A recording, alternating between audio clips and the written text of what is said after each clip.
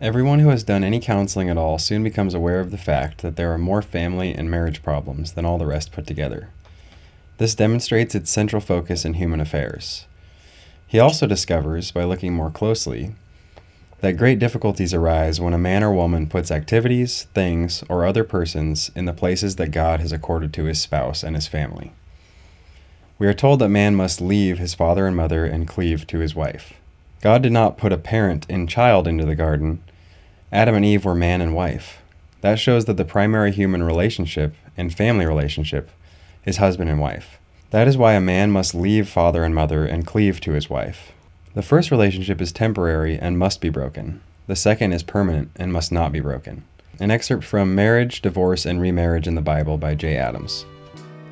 We're Josh and Taylor Ray, and this is Sacred Story Collective. Since 2019, we've been helping and encouraging couples prepare for their weddings and capture those sacred moments through photo and video. We began this podcast to continue serving you, whether you've already said I do or that day is still to come. Each week, we are here to strengthen Christian marriages, to fill Christian homes, to restore a Christian nation. We're glad you're here.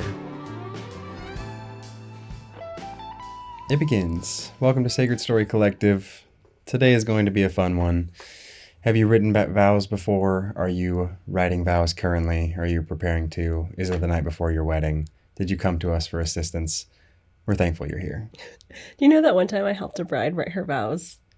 After we did the bridesmaid photos. Was that the Love is an Action? Uh-huh. Yes, Love is an Action. We'll get back to that today. Yeah. It's very good. Love that. So we're pros. Yep. I'm excited. Maybe people are going to renew their vows at some point. Yeah. Hopefully we would recommend renewing your vows every year, even if it's just the two of you. Oh yeah, another reminder of that. We do that yearly. Mm-hmm. It's fantastic. Read your vows off to one another. You may, if you wrote your own vows, you may realize in doing so some ways that we'll be discussing today, mm-hmm. in which they could be adjusted for a future vow renewal to be more consistent, applicable, so you can really maintain the promises that you made. Mm-hmm. Maybe not. Either way, you're renewing that love for one another once a year. It comes back quick. We've already done it 7 times. Yeah. Crazy. But it's such a good practice. You reset at the start of each year, mm-hmm. and that love is an action. Mm-hmm. You're acting on that from the start on your anniversary each time. So good. Mm-hmm. I'm actually very excited after preparing the notes for today's episode. So I know. This is one we've been looking forward to doing since we started the podcast. I feel like it's been mm-hmm. on our list of things we wanted to do. Mm-hmm. So yeah, the next few for this season are this vows episode. We separated. I know previously I had talked about this episode and said it was going to be a divorce vows combo.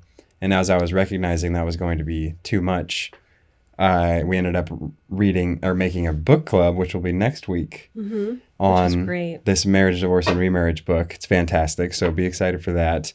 So it'll be the the vows episode we're about to do, then this book club, and then a another headship and submission episode, but more of a premarital edition. Yeah, I forgot about that. I'm excited. Mm-hmm. So preparation. And that's the end of this, the episode specific to this season. So coming quick. Wow, yeah. This was our first season of the year, so I'm excited mm-hmm. for the rest of them. It's been great. So today we're going through, kind of broadly speaking, how not to apply or write your vows. And then it'll make sense as we go. And then on the flip side, how actually to put those into practice. So it's kind of using similar intentions, ideas, and then actually putting them in effectively into your vows. Yeah. And then kind of some examples that we've seen in the past, a few from our vows actually specifically. We'll talk about that a little bit. Yeah. And just as a reminder, we are professional wedding photographer and videographer. So we've been to far and above 100, probably 150 weddings that we've been between attending and second shooting and then shooting ourselves. Mm-hmm. I would say a solid 150. Yeah, forget baseball. It's our favorite pastime. Yeah, going to weddings. Going to wedding ceremonies. It's great. Yeah, mm-hmm. So we've seen so many, a wide range, and have some advice for you that I think will be very helpful. Very true.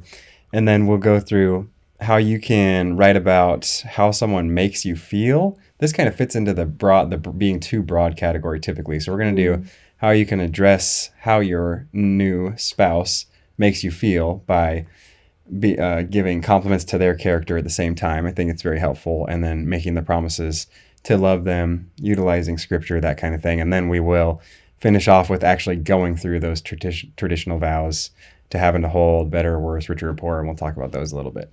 It's going to be good. Yeah, I'm excited. So as a starting place, broadly speaking, I just read your notes say no-go and go-go for what you should do. Book coming soon. No-go and go-go at weddings. I feel like that's a children's book. No-go and go-go, like 2 characters. Oh, yeah, I call it. Or a new band name. So no-go, we've got being too specific. I think I said that already. So very specific actions and time frame. Example, I promise to smile every time you walk into the room. We definitely heard vows, if not exactly that, similar. So sweet. Let me give another one, same category. I vow to make popcorn every time we watch a movie. Something like that. Oh, how sweet. Where we've gone beyond the bounds of reality. Yeah. Our sweetness has gotten overwhelming. Diabetic coma is taking place. Yeah, and the problem with it not being too sweet is that it's not. If you're making a vow, like understanding what does it mean to make a vow? What is a vow? Like definition. A vow would be sealing yourself with a promise. Yeah. Like, and especially in this sense where it's a covenant, so it's unbreakable, and that's why the vow. That's why. Something. I lost it, but you can keep going. Oh, okay. But yeah, so the vow, you're entering into a covenant. And so the vows that you're making are meant to be promises, unbreakable promises that you commit to. And so even though, sorry, I am pregnant and can't breathe. So if you hear me choking, but the promises that you're making, even though like these things are so sweet, you know that that's not something that you can a promise that you can truly commit to. And so don't, in your sweetness and romance, accidentally make a mockery of the covenant you're entering into. Yes. So it's like, I don't think that if you put these things in your vows, or if you did in the past, that like your whole marriage is a sham. That's ridiculous. But just if you're thinking towards the future, writing vows or giving advice to someone else, this is just something to consider. This is a true covenant that you're entering into. These promises need to be true promises. And you can have the best intention to make popcorn every single time you watch a movie. That's great. And you probably will most of the time if that's been your vibe. But every single time, like, that's just not true. And so, like, let's not make a mockery. I remember what I was going to say. It was on the vows that let your yes be yes and your no be no. So in honoring the Lord, you are making this commitment, but it is at an even deeper level in the ordinances of the Lord. Yeah. But what you're saying is so good. So there is, don't start thinking they're being too specific, or everybody's favorite word is legalistic, being legalistic about this. You are coming before the Lord. You've brought witnesses to hold you to account to these things. So just make legitimate promises that can be carried out. Yeah. I love the word mockery. That's perfect for this. Let's not make a mockery of the greatest physical union that we can enter into in this world, and God's design for this covenantal lifelong commitment between two people. Yeah, not to say you can't be playful and joyful and put in like some inside jokes and things. Like, you totally can do that, but just be mindful of how you're doing that in the actual promises that you're making. So this is where I truly believe this is necessary to consider. You should include an inside joke or two. It's fun. Like, I mean, not that you, I mean, in saying you should, I don't mean that you have to, but it's not a problem to do it so long as you are actually making a promise. Because what we're saying about making it a mockery is how quickly does it become a lie? If you actually have no intention of living up to it. So you could, on this popcorn, all you have to add, well, like you could, to change it up, but basically the same thing, you could say, I mean, more details is always more fun, more humorous. So you could say, I promise to make your favorite monster cookies with the giant peanut M&Ms at every given opportunity. Everybody will laugh. It's specific. It maybe has some kind of extra inside joke between the two of you. Any given opportunity, I feel like that's even less accurate than popcorn every time you watch a movie. But I digress. One of them was every time, and one of them was every opportunity. I just feel like it's the same thing. Whenever I get the chance to do it, I do it. I don't know. I have the chance to do it like right after this, but I'm gonna probably take a nap. So. Okay. Go ahead and reword it. Sorry, I don't mean to be contrary, but I think something like you could say regularly or something. If we're gonna nitpick how somebody writes their vows, that's how I would nitpick. Sure. All right. Now we're fighting. Yeah. We're going into the. Am I being legalistic? I gotta find the right word for it. So I can see what you're saying. Every given opportunity sounding too often as well. So it needs to be something that can actually be carried out. Yeah. Fair enough. How about another option is it being too abstract, such as, I promise to never stop falling deeper in love with you. Which should be, basically should or will inevitably take place in the commitment of the marriage, but it's something that's untrackable. Yeah, and it also gives the connotation that it's like, I'm going to love you more and more and more like this all the time. And this, if you're just listening to this episode, I'm raising my hand in a diagonal motion upward. Well described. But if you're going to maintain your love increasing constantly, which, like you said, over time, like you will get to that point on the line graph, but there's going to be really difficult seasons where you don't feel like you're falling in love with them more and more. It's too emotionally So promising based. that is strange. Like, I would say acknowledging like I am excited to fall in love with you more and more. Like to look back on this day and know that how much I love you now doesn't compare to how much I'll love you then. Things like that, which is more realistic. I love when couples acknowledge like there's no one else I'd rather walk through the most difficult times in my life that will inevitably happen with you by my side. Like that is so good and so realistic with their mind focused, not in a negative way, but just in like realistically. Jesus said, in this world you will have trouble, but take heart, for I've overcome the world. And to have someone by your side to take heart with, like what a blessing. Fully acknowledging that it's not going to be a constant uphill. Just more love, more happy all the time. There's such timeless simplicity in the traditional vows. So for better or worse is one of those for a reason. Exactly. All of them. And the for better or worse really covers the rich or poor, sickness and health. Yeah. So it's ups and downs, but it's the commitment. It's like that. I have a quote I'm going to read from Mere Christianity, but in a different part of that same marriage chapter, when he says that the falling in love was what started the engine, and then the active love is what sustains the journey. Yeah, absolutely. So that kind of thing. And the journey's not always smooth. But that's okay because you're committed on the train. So then similarly, I think so we've got very specific actions and time frame, and then too abstract for our first two. Something where you can't actually track. This is like where I would say this is my issue with bodybuilding, is that it's all subjective. Okay. And well, it's also almost guaranteed to be fueled entirely by pride. Whereas if you were doing something where you actually have tangible results to look at, you're running the same distance at a faster speed, you are lifting the same weight, but more times, that kind of thing, you actually have results. I love your brain. What a unique comparison. Another thing with the abstract example that you gave is that it's based off of feelings, which are outside of your control. Which I know we're going to talk about more, but I promise to choose to love you even when it's hard, whatever, like those sorts of things are actionable, but the abstractness comes from, I promise to have these feelings, and you can't promise that, because certainly we do have some level of control over our feelings because we can control our thoughts, and which is what feeds our feelings, but you're going to have big feelings sometimes when you're exhausted or bad things happen or all those things. And so, promising a feeling, you literally can't do that.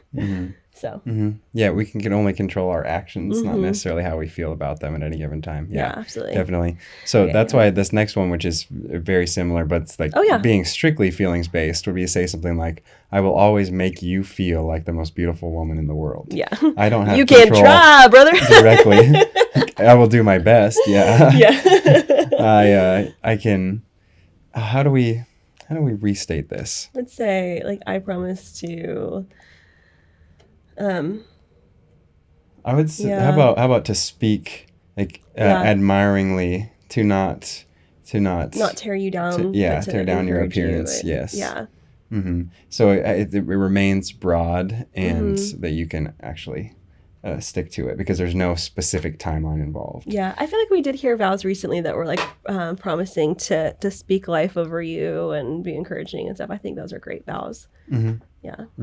So now on to including again. I'm going to mention this. Let's see if I can do this better. The broad inside jokes, because the cookie one was the first one. So we had a couple. This is really fun when couples don't know anything about each other's vows, and they both sides include similar things because it's just a repetition in the relationship. So we had a couple one time that was adorable that both had a joke about their Oreos. Apparently that was a big thing in their lives. Who was that? I can't remember. Do you remember who it was? Names. I can see them in my mind, but I remember hearing that, but I don't remember which wedding it was. Yeah, but the Oreos. So what do you promise? Like I promise to enjoy our favorite Oreo stacks every time we we have them in the home. Yeah, that's great. Hey, you said give the opportunity. That's what you hated on last time. You're right. But every time we get the opportunity to eat the Oreos, I promise to remember them, like the special thing that brought us together or whatever. That just reminded me of one of those first YouTube videos I remember seeing, the Oreo cream ball. Maybe somebody knows what I'm talking about. Let's continue. Okay. So another way to put the vows together well is holding the vow giver. Oh yeah, this is okay. So here's another example I have that is what we're talking about, like rewording the beautiful one. Okay. So holding the vow giver to account, like I vow to not speak ill of you in front of others. So same kind of thing. That's actually one we heard relatively recently that I loved. I will because I think that's a very common thing I've heard among the wives out there in the world, as just to speak poorly. It's like the lowest hanging gossip fruit. Speak poorly of your husband. Yeah, it like doesn't count as gossip if you're just teasing about how your husband acts. Yeah. You know your husband better than everybody else. You have the best opportunity to tear down your spouse, so don't take advantage of that. Yeah. That's not what you committed to. Best opportunity to hype them up. Like today I was telling everybody how you're so fucking strong. Oh, baby girl. I was. Can't believe it. I believe it. Thank you. I believe it. And then including scripture references, always a good move. So giving God due honor. Example, to deepen my fear of the Lord in order to deepen my love towards you. So this is pursuing God first, and as an outcome, I love you better. Yeah. That's beautiful. Another example from recently that I loved, I called this the family tradition. There was a groom whose entire vows were based around attributes of family members, and I've never seen that done before. I love that idea. So it'd be like, I promise to love you like Grandma Jane, who always made time for whoever needed it. Yeah. So it's an action. So it's like she was willing to slow down, drop less important things if you needed more of her time. It's kind of like a Mr. Rogers thing. Made you feel like the most important. But there's such honor to be bestowed on the older family members who you've watched and learned from. So that's beautiful. Yeah, I love that one. Very beautiful.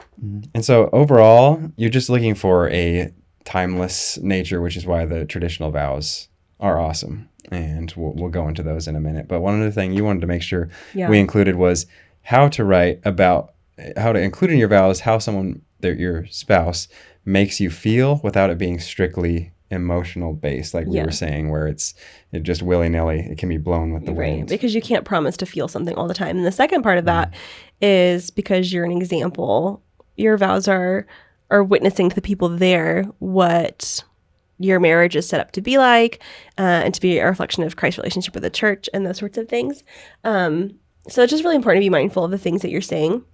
One thing that we've talked about in the past, so this is really important. If you are not married and you're dating or engaged to somebody, I need you to listen close to this, that if someone asks you, they say, congratulations on your engagement, that's so great. Why do you want to marry this person? And the only things that you can think of are, they make me feel so beautiful, or they make me feel so good about myself, or they make me feel, things along those lines. Because I've done this. I've asked some friends, and that was the list. They make me feel this, this, this, this, and this. And the follow-up question is, well, what happens when they don't make you feel that way anymore? Because a lot of people get married because their partner makes them feel a certain way. But you can't control how you feel all the time. You can't control life circumstances. And eventually, at some points, they're not going to make you feel really great. And so what are you left with at that point? Do you love them for their character, who God made them to be, and who they're trying to be like, which hopefully they're trying to be like Christ? And if that's the case, then those are the things that you should comment on as you're making these vows to them. So when you're talking, it's not that you can't say, you make me feel this way. That's okay, but it's better that you would acknowledge their character in the process. So, got some examples. Yeah, let me read it quick because you just nailed this point. I'm going to start reading This this is section. why I don't read books. I already know everything. She leaves it up to me, the peasant brain. We're going to read the start of this. So, C.S. Lewis, in Mere Christianity, the Christian marriage chapter, he says, people get from books the idea that if you have married the right person, you may expect to go on being in love, quote, quote, forever. As a result, when they find they are not, they think this proves they have made a mistake and are entitled to a change. I'll pause there. I'm going to read the rest of this in a little bit. Mm-hmm. That's exactly what you're talking about. You're like, that's why people say we got divorced because we fell out of love. Yeah. It's like you fell out of that feeling because that was the only feeling you had to commit to in the first place. So, yeah, if you're not married yet and you're struggling to think of that list in your head of anything outside of, you just feel like you love them so much and you just like how they make you feel, then I need you to really seriously consider the character of the person. Most likely if you're in that category, it's just that you haven't asked yourself or been asked the right questions. Hopefully you can come up with legit reasons. And it's like, it's okay if instinctively you're going to, they make me feel these ways, but consider. But if you have to dig really deep, they might be a bad person. Consider it. We've done other episodes on those lines. So, but on this point, you got how they make you feel. So in regards to their character, you could say something like, you make me feel strong and capable by encouraging me regularly. Mm-hmm. So you're addressing the feeling that is received, like typically is brought out from the action. So you are appreciating the character of the other person at the same time. Yeah. And then it's specific to, so it's if blank, then blank takes place, scientific. Yeah, I like it. Or just skip it all together and just say, you are so encouraging, blah, blah, blah, blah, blah. That's probably even better. Mm-hmm. Here's another one. See what you think. You make me feel so valued by the way you listen with such intentionality. Yeah. Yeah? That's great. Similar idea? Mm-hmm. Cool. So something that I love that you always say about me, not to brag. Tell me you do know everything. But one thing that you've always told me, which I think is really kind, is when you talk about like why you love me, you usually talk about how I treat other people, not just yourself. In fact, you very rarely talk about how I make you feel. So when you were writing stuff down and you told me that this one that you just read was like about how I make you feel, I was like, oh my gosh, I make you feel good. That's amazing. Because you always just talk about how I speak to other people, which is really kind. And so like, that's really sweet too. Something I heard someone say once, I say all the time, is if he's nice to you, but he's not nice to the waiter, he's not a nice person. So it's nice to, in your vows too, to not only talk about how they make you feel, but like how they just treat people in general, because that really speaks to their character. Not just how do they treat the person that they love and want to marry, but who they are with everyone. So it doesn't even, that's why I think it's nice to take it off of like how you feel for at least some of the things that you're saying. Again, like it's okay to say you make me feel good and this is why. Like that's, you want to marry them. Obviously they do make you feel good, but just if you're trying to exhort them, then I think it's great to get it off of, like, it's not about you in that moment. They're going to say things to encourage you. So you just take that time to make it about them. That's so very good. I hadn't thought about that, but so true, Queen. We're having fun today. I wish I had included that. So I'm really glad you did, because passing it on to how you've observed them treating other people, so important, because you're not going to, there's some level, no matter who you are, like, don't marry a non-Christian. That's level 1. But Amen. you have to be acknowledging that they do treat others well, and they exhibit fruits of the Spirit in interacting with other people. I love when a groom is like, you're going to be the best mom, or Lord willing, he gives us children. Like, oh, that is so sweet. And yes, eyes forward on the generations to follow, not just yourself the day you're getting married and you look so great, but all the things. Yes, amen. Beautiful. Love that. Which takes us to how to promise to love them. Yes. So I'm just going to do a little bit of the Ephesians 5, since it's the most common marriage ceremony material. So I promise to love you as Christ loves the church, by leading you well, nourishing and cherishing you, laying down my life when the opportunity arises. I say that, I just wrote this earlier today. So, You're like, let's hopefully rewind 7.5 years. Hopefully it's biblically set. And I think it is. So like obviously, love you, Christ loved the church, nourishing and cherishing you. Those are directly from the Ephesians 5 passage. Mm-hmm. And then I included by leading you well because you can't do any of the things that are included in the husband section. And also the wife can't submit if you're not leading well. So I had to include that. She can, but it's tough. We've talked about that before. Mm-hmm. And we'll talk about it again in a couple weeks. And then laying down my life an opportunity arises. I said that because one, there's kind when of opportunity arises. It comes back. It's a theme. So, but if you consider the fullness of it, hopefully I can keep this simple and short. But if you consider the fullness of laying down your life, as in no greater love has a man than this, to lay down his life for a friend. Yeah. But if you're doing that in your marriage, literally laying down your life, you only get one opportunity for that, and then you're out. So I think it just too often, we've had these conversations, it too often becomes the husband giving up his position completely to his wife. So that's why I wanted to make sure to include the leadership aspect, nourish and cherishing you, because I need to love my wife well, honoring her as the weaker vessel, 1 Peter 3, and then laying down my life. So as need be, you have to get the semantics properly ordered to do this correctly. But anyway, that's not exactly, this would actually be better fit for the headship and submission. I know, I'm excited for it. But it's good. Maybe we'll come back to that. Just get excited for it. One vow from my vows specifically that I included, which we did not personally write our vows. Taylor Ray wanted to. At the time, I was like, I have no clue how I would begin doing that. I guess I didn't want to.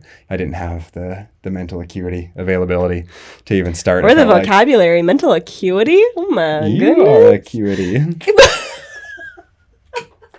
But in my vows, which we actually took from a sermon, I think. Yes. I heard a sermon where the pastor read off vows that he had recently. I feel like Maybe I remember he was officiant or.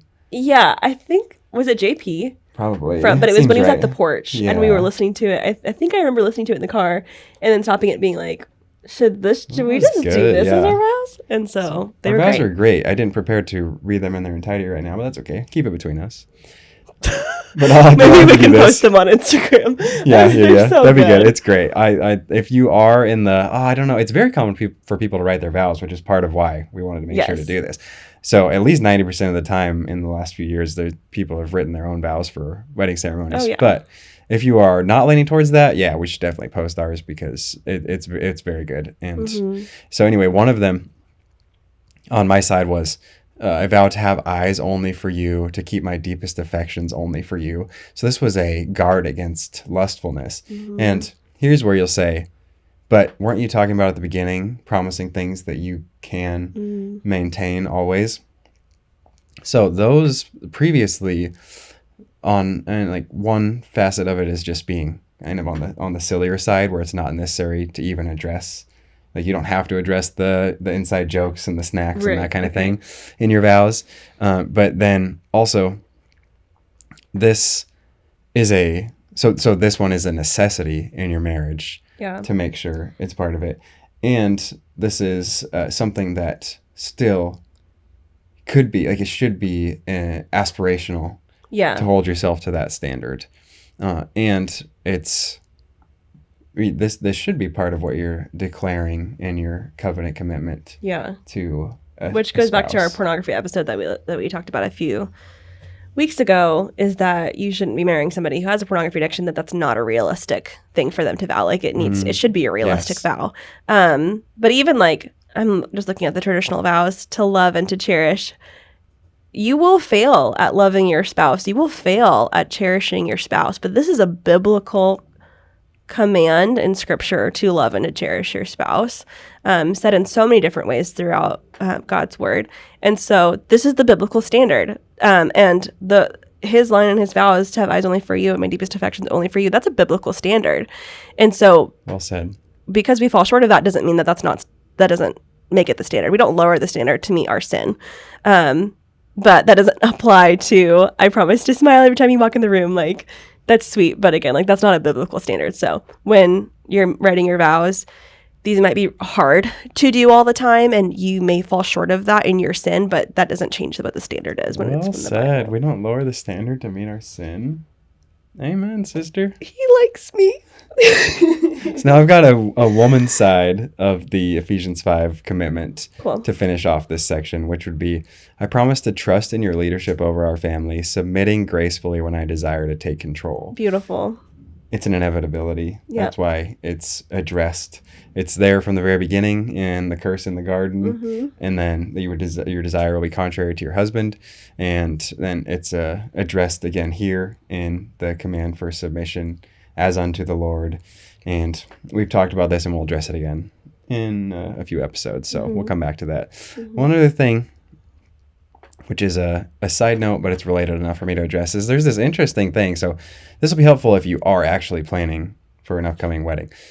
I've just noticed a pattern recently of Ephesians 5 still in Christian wedding ceremonies is going to be the most often. It's just the most it gives the clearest, like the most in, I want to use the word entirety, but I'm not structuring my sentence correctly, but it has such a totality of comprehensive, yes. My thesaurus is back. I'm here. So it's such a pregnancy brain can't handle it. Comprehensive overall look at marriage and the promises and the reflection of Christ and his church. Beautiful. But I've noticed this major breaking up of Ephesians 5 in weddings recently, where we had one where, and like I wonder about the intentionality. There's not really opportunity to ask couples on their wedding day. Sure. Something like We're this. like off to take the romantics. Hey, by the way, why did you not say that? Do you not believe that part of the Bible? Maybe it would not be helpful. So instead we just subtweet them on our podcast. Yeah. Perfect. Get back to us if you feel so inclined. So where it's like you take Ephesians 5 and then, so it has the commands from to wives first. Submit to your husbands and everything. And then it has commands for the husbands. Love your wives, Christ loved the church, nourishing and cherishing her as your own body. And then there's there's a great mystery when I'm talking about Christ and the church. So there's the wives, husbands, and then the fullness of marriage at the end. So and I've seen it's too common to start at the husband section. It's too common to start at the mutual submission part. That's the line before. That's not actually connected. But go to our mutual submission episode and see why you shouldn't do that. Yes, I need to link the mutual submission on here for sure. Let me take a note. Okay, so go in the description and you can listen to the mutual submission episode. And does mutual submission actually exist in marriage? Is that a thing? Doubt it. Spoiler alert. Doubt it, yeah. So the starting place, that's one of the options, starting at there and confusing, muddying the waters of the whole discussion. And then the next would be just skipping. This happens way more often than I would expect if I didn't attend weddings all the time, where you just start at husbands, love your wives as Christ loved the church. And just like, I don't feel right about the wives section. I'm just going to move on. That's my assumption. Why else? It's very short. Yeah. Because the commands are simple. It's just like the Titus 2 command the young men to be self-controlled. Yes, it's just simple. It's like this includes all you need to know at this point, and then you will get specific in your specific circumstances from there. But there's starting at the husbands and then finishing off with the Christ and the church reflection, or even just the husbands section. I don't know. It's just like you said, it's such a comprehensive description of the expectations for a Christian marriage, which oxymoron, Christian marriage, because it's the only marriage. But it's such an overall perfect description that I don't know why you take chunks out of it. So anyway, consider that. Let's go on to traditional vows. Okay, cool. So first one would be to have and to hold. Can I say before we jump into breaking them down is that if you are writing your own vows, obviously we're not saying don't write your own vows. We're trying to give you kind of an outline of how to do that. Just reflection on what we just said. Writing about why you love them and their character, and then how you are promising to love them in the future is kind of like the main two sections, and then all of that we just gave you. So great, write your own vows. But we would really encourage you, if you are doing your own vows, to not skip the traditional vows. I think that happens most of the time, but not always. These traditional vows are so important because whatever you missed, whatever you didn't cover, it's so important that these stand the test of time in the covenant that you're entering into. So sometimes couples will do a private first look, and they'll do private vows there, and that's when they'll do their like letters, their handwritten, the vows they wrote themselves, and then they'll do the traditional vows at the ceremony. That's great. Love that so much. But either way, like definitely as you're witnessing to the people there, as they're witnessing the covenant you're entering into, let them see that you're holding yourselves to these vows that are there for a reason. They're traditional vows. And do you know where the traditional vows came from? Because they're not like straight out of the Bible, but they've been around for a very, very long time. Yeah, I wasn't prepared for that. Yeah. See if I can get some. I thought boys just know stuff. I thought you knew everything. Oh, yeah, you're right. Mm-hmm. That's on you today. But I'll see if I can get back to you with an answer on that. That is a very good point. And we're also gave me this new idea, which would be to use the traditional vows and say each one and then a specific promise based on your relationship as to how you're going to carry that out. That would also be a great way to set this up. Okay, so let's break it down. But you also reminded me of the private letters. There's a lot more leniency, which is why that's a great way to do it, is private letters, private vows between the two of you, and then doing the traditional vows at the ceremony. One is just, there's more comfort having that private moment. Great. And then you can just yap. You can just talk about whatever you want to talk about. And then I won't address yap being my least favorite English term. Sorry. We gotta call the dictionary guys on that one. But if you do the private letters and you discuss, and then you come before, because we did a whole episode on this, your witnesses are there to hold you to account for all the promises that you're making. So there's more just, leniency to be just silly and loving in the private letters and vows, just acknowledging your relationship up to that point. Yeah. And then sticking to the traditions in the ceremony. Just food for thought. Okay, to have and to hold. Yes. Because it's not good for man to be alone. So we have the blessing of the companionship and the commitment from that day forward. Great. Simple. I don't think I have a whole lot to add to most of these. And we've been talking for long enough anyway. I'm sweating out here. Let's do it. It's going to be time soon that we have to record our... change locations. Yeah, back in the living room. That'll be nice, though. Toasty. Okay, so number 2, from this day forward, main thing that I thought to address here is the new family beginning. Yeah, leaving and cleaving. Leave and cleave.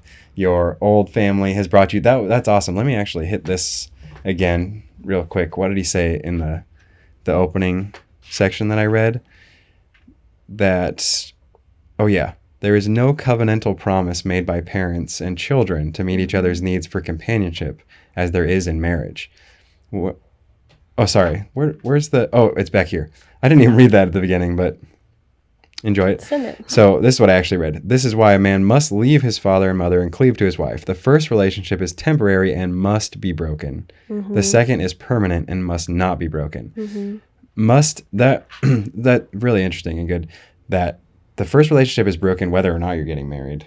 Eventually you are breaking off from your family of origin, but especially it's a specific point in the marriage covenant because a new family begins. But then the second is permanent, unbreakable. Yeah. Interesting. I have thoughts, but we should keep going. But one thing too about from this day forward is such a contrast to when we attend or shoot. Well, yeah, really the only time we're at non-Christian weddings is when we're shooting them. But when they say that nothing new is being created here today, we're just celebrating a love that already has been, which is more commonly heard than you would think. But a lot of times when couples who've been living together for 10 years get married, like that's true for them, that like nothing new is happening today. They just spent $150,000 for, I don't know why, to have pretty pictures, but they were pretty. Glad we took them. A good time. But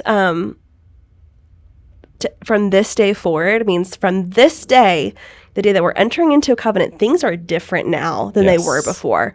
We were in a partnership that we both chose to be in, and we liked it. But also, if it needed to be done, we could leave that because we weren't in a covenant. Now, from this day forward, we are in a covenant, and these are vows we're making to be unchanging, unbreakable till death do us part.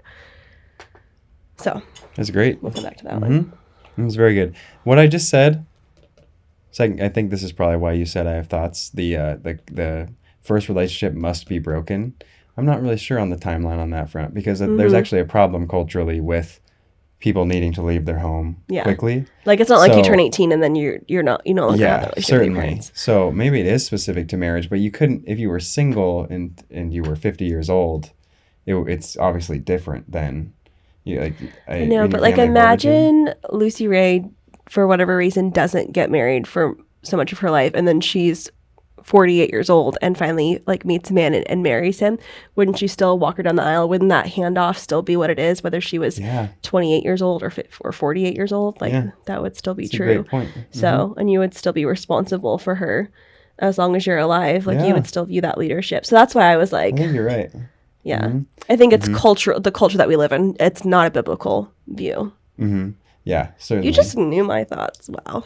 Yeah. But we can keep going. I don't want to linger there. That's very good. Oh, that's helpful. So there's not, because this goes to the non-specificity. You can't promise things. It's like there's not a point that we call 18 adult culturally, but there's not you have to be kicked out of the house. And it's problematic, even for families that remain intact, but have the perspective that I'm going to make him be an adult. I'm going to make her go out on her own, that kind of thing. That causes more problems. When like adults is different than independent from leadership and headship.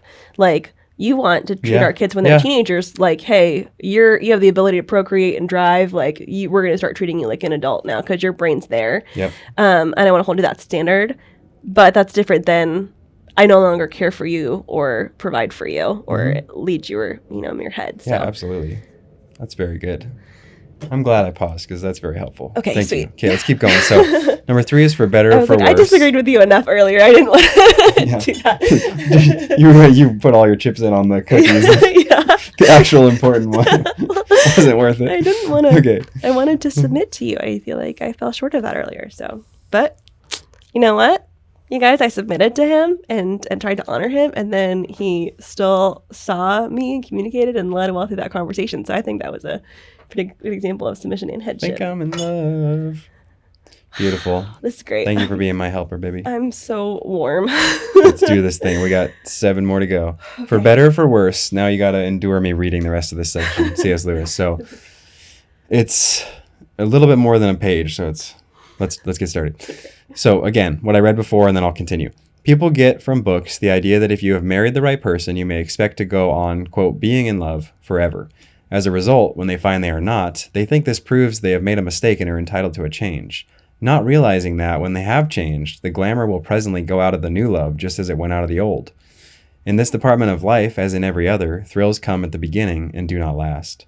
The sort of thrill a boy has at the first idea of flying will not go on when he has joined the RAF, that's the Royal Air Force, and is really learning to fly. The thrill you feel on first seeing some delightful place dies away when you really go to live there.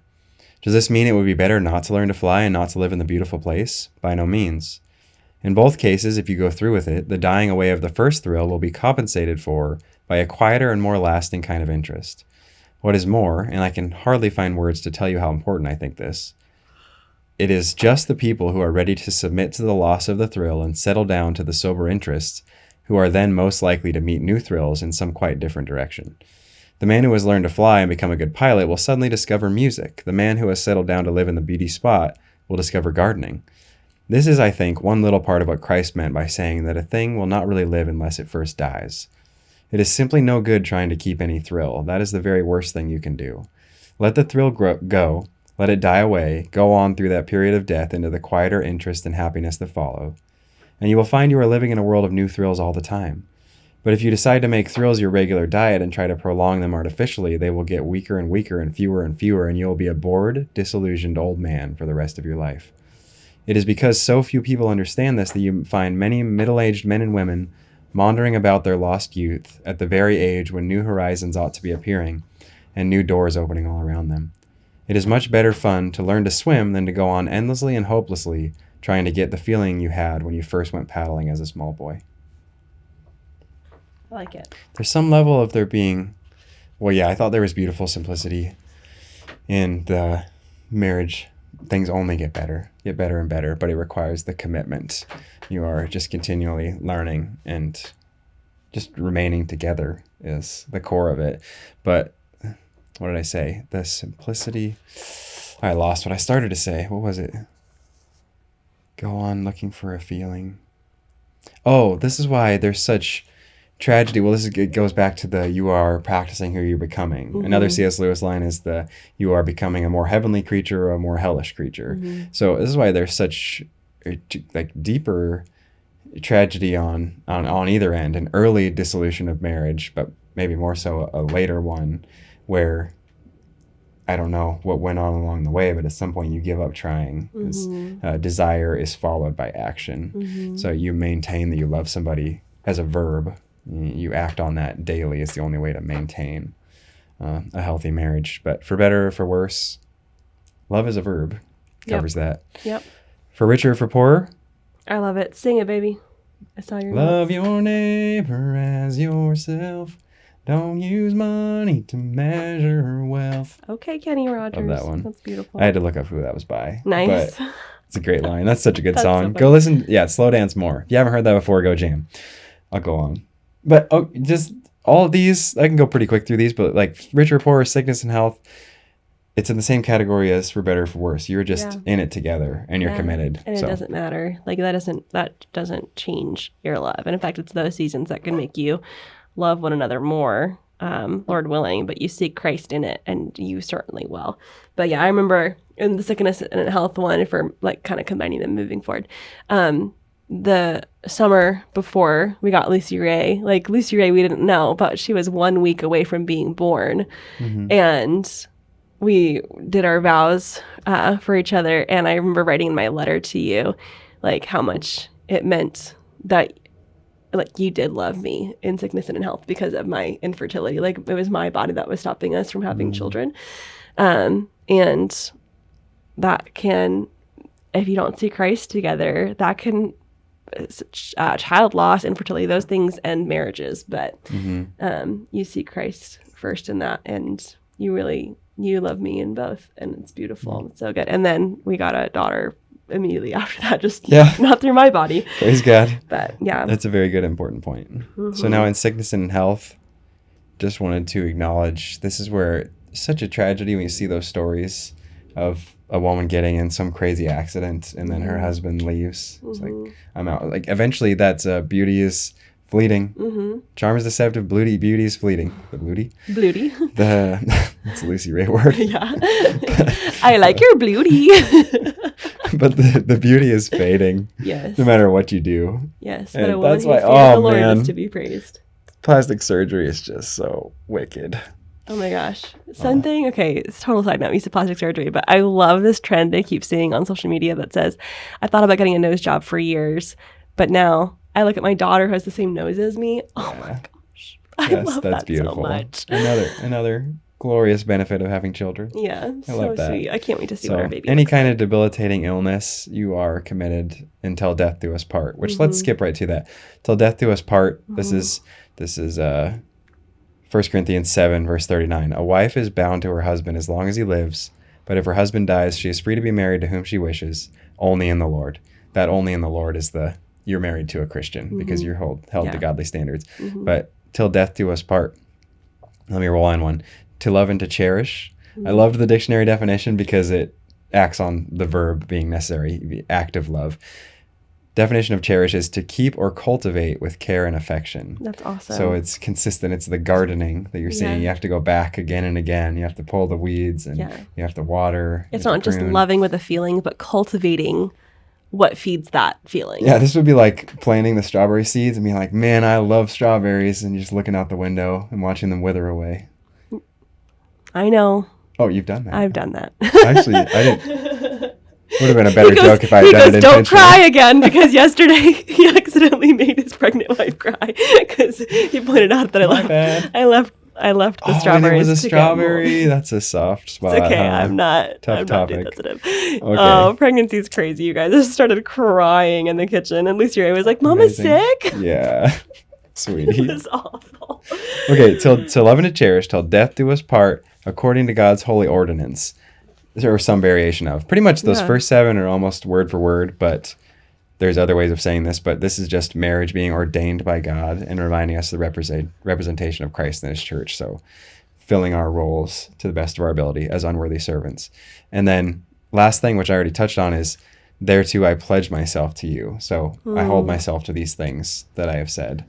Yeah. And so this acknowledges that you brought the witnesses to hold you to all the promises you made. And if you didn't listen to that episode previously, let me write that also, because you should listen to that. Who's holding your marriage accountable, I think, is that one. Yeah, something like that. It's like who you should invite to your wedding and why. Yeah. And this is a big part of that. I will also link that one. Great. And just as a brief review, you invite the people to your wedding, one, to honor the Lord, and so to display, represent, and articulate the ways of God in the covenant of marriage and just the beauty of his freedom, making you a new creation, all of that. I also made an Instagram post about that, which went semi-viral. So praise the Lord for that. Hopefully that really helps a lot of people to plan their guest list, because I know that's a really difficult thing. Speaking of new band names, me and Lucy Ray, semi-viral. Perfect. Okay, I know that's the last of our notes, but I thought of a way to modify. I would love to hear it. I didn't finish my sorry. review. And then you can close us out. Okay. Thank you, ma'am. So I was going to say the witnesses holding you to account for all those promises. Again, you're representing Christ and his church. So you speak that well. You clearly explain, articulate. And then you also are saying, I brought you to listen to what I am committing to her and come to me when I don't do it well to remind me of what I promised, because there's no outs. From this day forward, for better or worse, richer or poorer, sickness and health, to love and to cherish till death do us part. So you help remind me of those things as need be. So it's the accountability of those who are there. Yeah, it's so important. Okay, tell me what you got. Okay, when we were talking about how to include an inside joke, I feel like we were struggling to really nail like how to do that in a way that doesn't contradict what we were saying earlier. And this is some variation of something that I know we've heard, but something like, I promise to put your needs first. So like making an actual promise, and then the example that you give being an inside joke. So I promise to put your needs first, even if that means letting you have the last Oreo. And then that's like the inside joke that's there, but it's an example of what you mean when you say, I promise to do something that is the biblical standard. Should have consulted you. You got any free appointments next week? Friday afternoon? Yes. Make sure my notes are up to par. Is that an accurate way to use par? Yeah, up to that's cool. That's very good. All right, send us any questions or thoughts on such things. Yeah, if you wrote your vows but you want us to review them, little red pen, we got you. Please, that'd be fun. That would be fun. Yeah. And extend us grace in any ways in which we poorly explained some of that, because there's such beauty in the sharing of vows between two people. We just want to do it in a way that honors the Lord to the best of our abilities. Yeah, to the best of our abilities. And it's a great way, we want to hold other Christians to a high standard as we want to be held to a high standard. And sometimes when you're getting married, there's so many other things to think about. Like you kind of can lose sight on what is most important, and to where it's like, oh, I didn't even think about that being that important of a thing because there were so many other parts. And that's okay. It's hard. And so that's why we made this series, this premarital season, is to help you guys to focus on the main things. And then once again, if you've already been married and your vows don't look like this and you feel like you fell short, that's okay. It's literally fine. There's not really hard and fast rules, but we do think that these are good standards, and you just move forward with better knowledge. And then, renew your vows every year and just write new things, new, truer things. And hopefully this will be a help if you have someone else in your life getting married soon. So this is not to shame you if you didn't do it like this in the past. I think if we were getting married soon, like rather than, almost 8 years ago, we would probably write our own vows as opposed to doing the ones that we chose. But we do love those and we still reread them. But then we kind of write our own on top of that too. So it's cool to be able to add to it. So there's no shame on you. Just moving forward, you can know how to celebrate and reflect on your marriage and do those promises. Amen. And you got some wisdom today. You reminded me, this is something we'll come back to for sure. But this is a cultural problem. One of the ways that Christianity has been infiltrated by culture is the I do not expect, or I will not receive well any outside input, because we should be passing judgment in love toward one another, at least questioning, seeking to call someone to higher thoughts on any specific category. Yeah. So just we have to practice not viewing a question as judgment, even though it is, but we just have a bad connotation of it. Right. But viewing it as love more than judgment, even though those things will be intertwined. Yeah. The highest standard of love is not someone saying, I'm not judging you, especially from another Christian. The highest standard of love could even be the opposite of, I love you enough to ask you hard questions or ask you if you've considered, this higher standard, this biblical standard, and how you may be living up to it or not. Yeah, what's the word I'm looking for? Acceptance? What's the... Validation? No. It's so close.